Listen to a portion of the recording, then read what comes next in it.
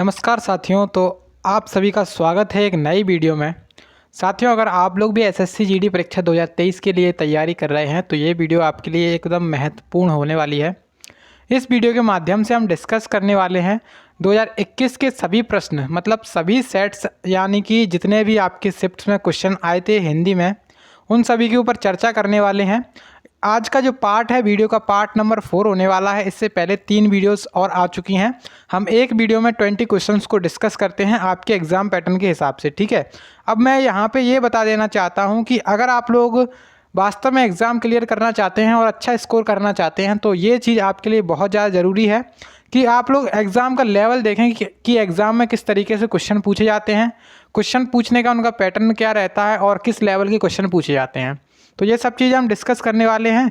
और आज का ये देखिए पहला क्वेश्चन है, तो सभी क्वेश्चन को आपको ध्यान से देखना है और एक अच्छे से एनालिसिस करके जाना है यहाँ से। तो देखिए क्वेश्चन नंबर 1 है, उसमें क्या पूछा गया है कि दिए गए शब्द के विलोम शब्द ज्ञात कीजिए, विलोम शब्द का चयन कीजिए।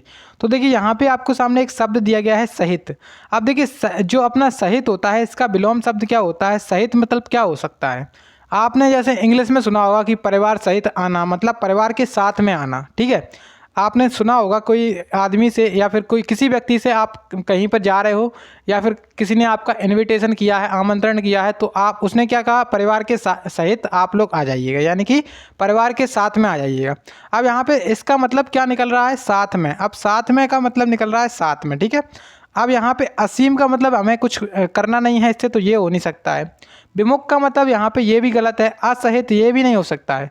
लेकिन अगर हम देखें विहीन, तो विहीन बिल्कुल करेक्ट आंसर होने वाला है, क्योंकि देखिए जो विहीन होता है मतलब विदआउट, इसका इंग्लिश मीनिंग होता है विदाउट, मतलब बिना, किसी चीज़ के बिना, मतलब उनके बिना, उनके विहीन। तो इस तरीके से आप लोग जो है ना, सहित का विलोम क्या हो जाएगा? विहीन हो जाएगा। ऑप्शन नंबर जो 2 है इसका करेक्ट आंसर होने वाला है, ठीक है।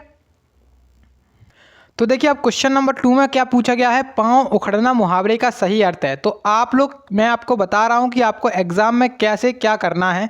तो सबसे पहले देखिए आप लोग नोट कर लीजिए कि आपको क्या क्या चीज़ें याद करके जानी है।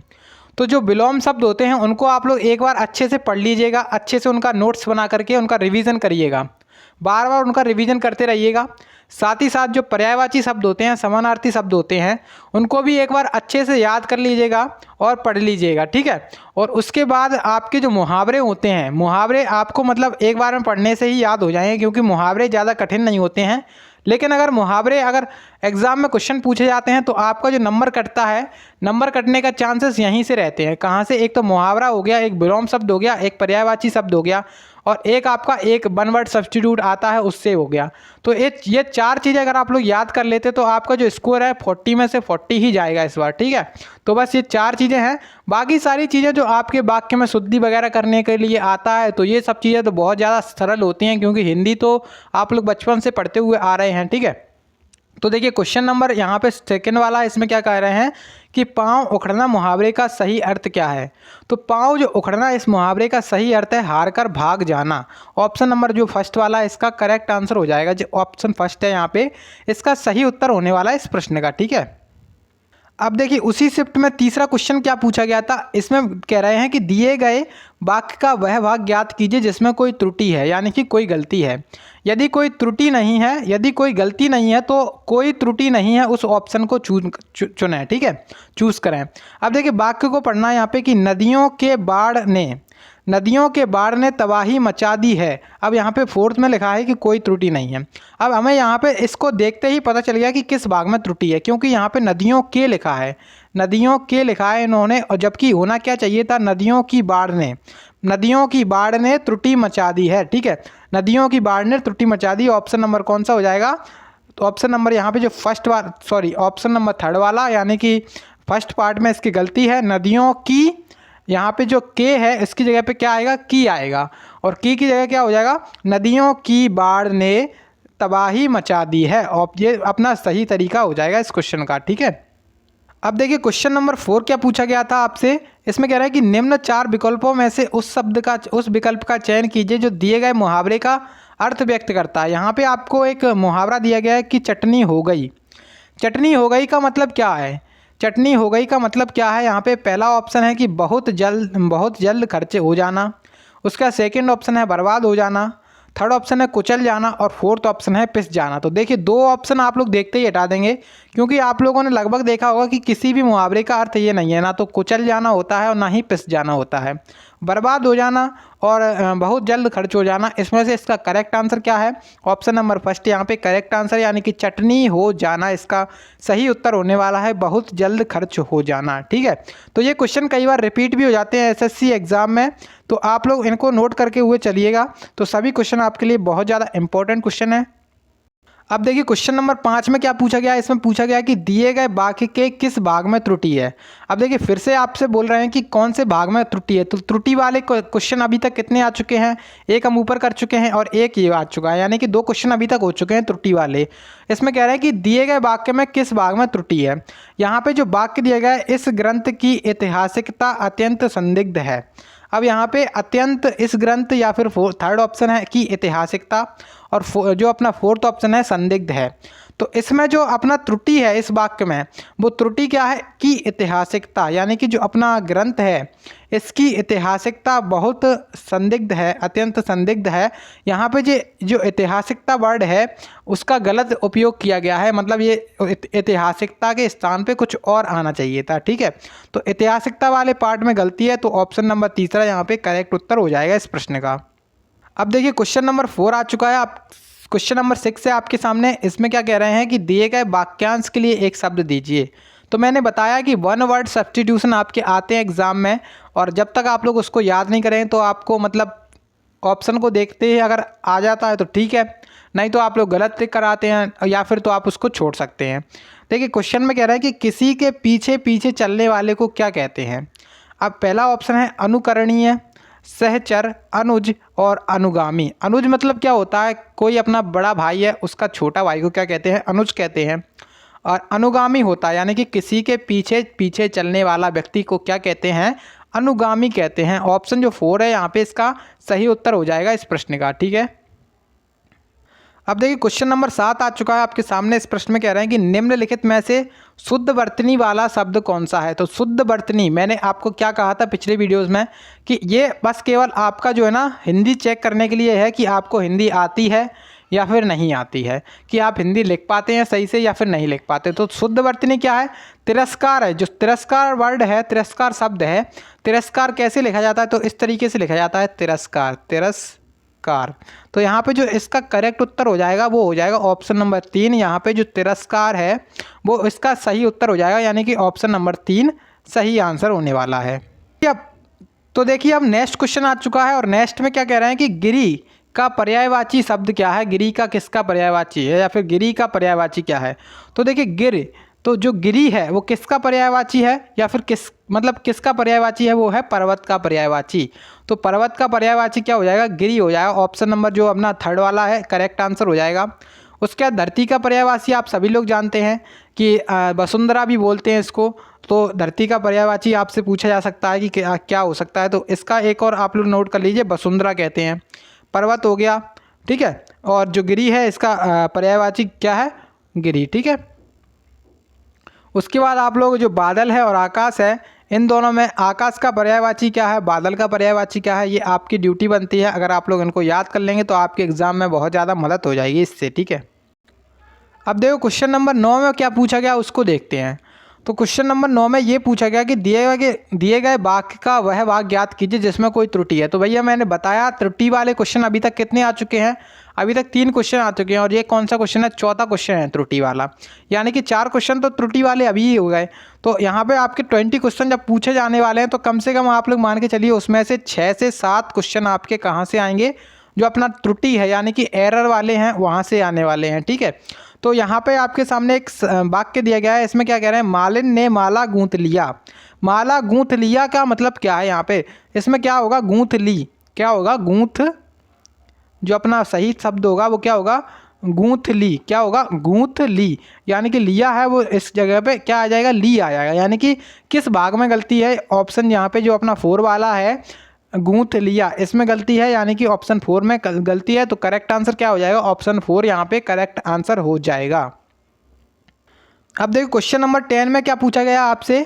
इसमें कह रहा है कि जिसे त्याग देना उचित हो वो क्या कहलाता है? उस वाक्य के लिए एक शब्द का चयन कीजिए। मतलब जिसे त्याग देना उचित हो उसे क्या कहते हैं, उसे कहते हैं त्याज्य। ऑप्शन जो फर्स्ट वाला है, ऑप्शन फर्स्ट यहाँ पे इसका करेक्ट आंसर होने वाला है। अब देखो क्वेश्चन नंबर 11 में क्या कह रहे हैं कि दिए गए शब्द के एक समानार्थी शब्द का चयन कीजिए। तो आप समानार्थी शब्द और पर्यायवाची शब्द में कंफ्यूज नहीं होना है कि एक ही शब्द है, ठीक है। मतलब समानार्थी शब्द समान, उसका अर्थ, जिसका अर्थ समान निकले उसे समानार्थी कहते हैं। और पर्यायवाची, पर्यायवाची क्या है? घृणा का मतलब क्या है? घृणा का मतलब होता है किसी से नफरत करना, और यहाँ पे जो नफरत है वो बिल्कुल सही है, यानी कि किसी से नफरत करना घृणा का समानार्थी शब्द है। ऑप्शन नंबर जो फर्स्ट वाला इसका करेक्ट आंसर हो जाएगा।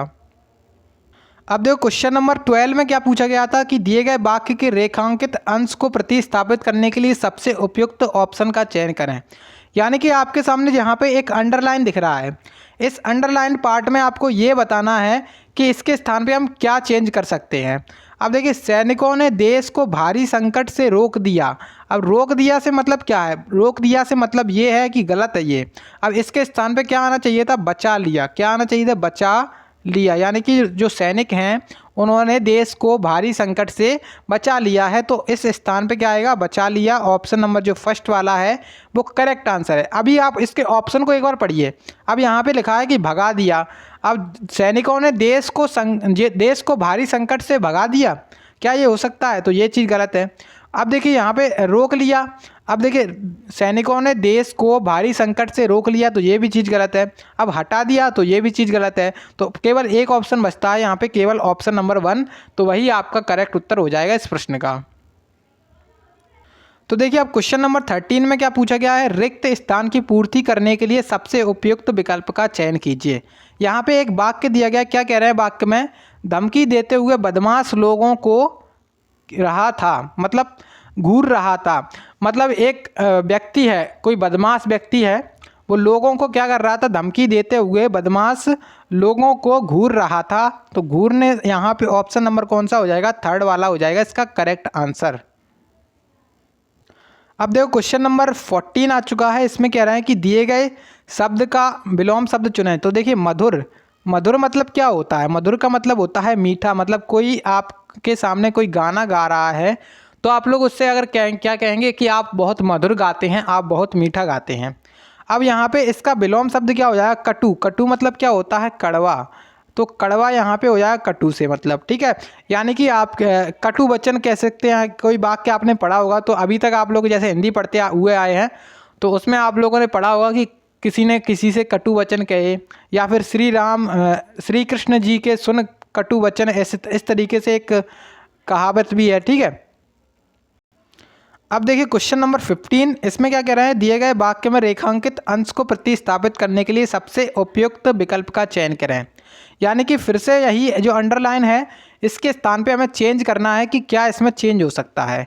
तो भारत एक ताकतवर देश है, इसके स्थान पे जो ताकतवर है, इसके स्थान पे क्या आ सकता है? ताकतवर के स्थान पे क्या आएगा? भारत एक शक्तिशाली देश है। क्या है? शक्तिशाली देश है। तो भारत एक शक्तिशाली देश है। ऑप्शन नंबर सेकंड इसका करेक्ट आंसर होने वाला है इस प्रश्न का। अभी किस, तो यहाँ पे देखिए ऑप्शन है दुर्बल देश है, तो ये तो हो नहीं सकता है। उसके बाद देखिए प्रभावशाली, ये भी नहीं है, क्योंकि ताकतवर का मतलब क्या होता है? शक्तिशाली। तो शक्तिशाली यहाँ पे ऑप्शन नंबर सेकंड में है, तो करेक्ट आंसर भी क्या होगा? ऑप्शन नंबर सेकंड इसका करेक्ट आंसर होगा। अब देखिए क्वेश्चन नंबर 16 में क्या गया? रिक्त स्थान को पूर्ति करने के लिए सबसे उपयुक्त शब्द चयन करें। तो आजकल वहाँ काफ़ी सरगर्मी, यहाँ पे बीच में ब्लैंक है और उसके बाद है।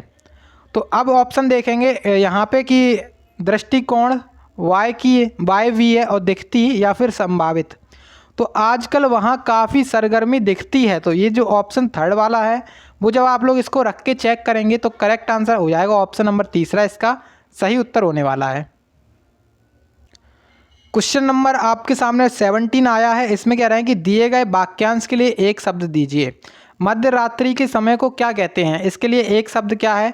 तो निरीत है। इसके लिए एक शब्द क्या है? निरीत। ऑप्शन नंबर 3 यहाँ पे करेक्ट आंसर हो जाएगा। अब आपको याद कैसे होगा? तो आप लोग इसको बार बार देखें एक तो, उसके बाद आपके पास कोई अगर बुक होगी हिंदी की, तो उसमें आप लोग कुछ इम्पोर्टेंट लगाएं कि हमें ये वाला याद करना है, ये वाला आपके एग्ज़ाम के लिए इम्पोर्टेंट हो सकता है। और प्रीवियस ईयर के ज़रूर देखें, यानी कि प्रीवियस ईयर में क्या क्या पूछा गया है आपसे, कितने मतलब क्या विलोम शब्द आए हैं, क्या पर्यायवाची शब्द आए हैं, तो उन पे एक बार नज़र ज़रूर मार के जाएँ कि आपके प्रीवियस ईयर में क्या क्या क्वेश्चन पूछे गए हैं, क्योंकि क्वेश्चन कई बार रिपीट भी हो जाते हैं और उसी से संबंधित क्वेश्चन आपसे पूछ लिए जाते हैं। ठीक है, तो इसका जो करेक्ट आंसर होगा ऑप्शन नंबर 3 यहाँ पे करेक्ट उत्तर होने वाला है। अब क्वेश्चन नंबर 18 आपके सामने है और इसमें आपसे कह रहे हैं कि निम्नलिखित से शुद्ध वर्तनी वाला शब्द का चयन करें। तो शुद्ध वर्तनी क्या होती है? उज्ज्वल आपके सामने लिखा है, तो उज्ज्वल कैसे लिखा जाता है? उज्ज्वल लिखा जाता है कुछ इस तरीके से। कैसे लिखा जाता है उज्ज्वल? तो यहाँ पे जो उज्ज्वल है वो सही वर्तनी वाला हो जाएगा, ऑप्शन नंबर फर्स्ट वाला।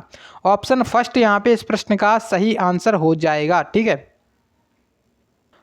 तो देखिए अब उस क्वेश्चन 19 में क्या कह रहे हैं कि वही फिर से अंडरलाइन दे दिया है। यहाँ पे आपको यही बताना है कि अंडरलाइन करके इसके स्थान पे क्या आ सकता है। इसका उत्तरदायित्व मेरे ऊपर है। अब यहाँ पे मेरे ऊपर है क्या है यहाँ पे, तो इसका उत्तरदायित्व मुझ पर है, मुझ पर है। तो ऑप्शन जो अपना सेकंड वाला है वो मुझ पर, option number second correct answer हो जाएगा। मेरे ऊपर यहाँ से हट जाएगा, इसके स्थान पे क्या आ जाएगा? मुझ पर है, यानी कि उसका दायित्व, उसका उत्तरदायित्व मेरे ऊपर है, ये हट जाएगा और इसके स्थान पे क्या आ जाएगा? उसका उत्तरदायित्व मुझ पर है। ठीक है, तो ऑप्शन नंबर जो अपना सेकंड वाला है वो इसका करेक्ट आंसर हो जाएगा। तो आज का लास्ट क्वेश्चन देखते हैं। इसमें कह रहे हैं कि रिक्त स्थान की पूर्ति के लिए सबसे उपयुक्त शब्द का चयन कीजिए। यहाँ पे एक आपके सामने एक वाक्य फिर से दिया गया है कि कमल का पुष्प ... होता है। अब कमल का पुष्प क्या होता है? आपके सुकोमल, कोमल, निर्मल या फिर विमल। अब कमल का जो फूल होता है, कमल का पुष्प होता है, क्या होता है? कोमल होता है। ऑप्शन नंबर 2 इसका करेक्ट उत्तर हो जाएगा। ठीक है, तो यहाँ पे जो ऑप्शन नंबर सेकंड है वो इसका प्रश्न का सही आंसर होने वाला है। तो आज हमने 20 क्वेश्चन जो किए हैं उनसे संबंधित अगर आपके मतलब जितने, जैसे आप लोग इसमें आप लोग देखने के लिए क्या है, जैसे मैंने आपको बताया विलोम शब्द, उसके बाद आपको समानार्थी शब्द और पर्यायवाची शब्द। एक वाक्य के लिए मतलब एक शब्द, कोई आपको वाक्य दे दिया जाएगा उसके लिए एक शब्द और मुहावरे। ये चीज़ आप लोग अगर यहाँ से एनालिसिस करके अपनी बुक में टिक लगाते हो कि मुझे ये चीज़ याद करनी है, तो डेफिनेटली गारंटी के साथ कहा जा सकता है कि आपका जो स्कोर है वो आपका 40 में से 40 ही रहेगा। ठीक है, हिंदी में इसकी मैं गारंटी दे सकता हूँ। बस आपको थोड़ी सी मेहनत को बढ़ाना पड़ेगा। तो ये आज की वीडियो थी। अगर आपको वीडियो अच्छी लगी हो तो प्लीज़ एक बार जो है ना लाइक वगैरह कुछ कर दीजिएगा और उसके साथ एक सब्सक्राइब वाला कुछ होता है वो भी कर लीजिएगा। ठीक है।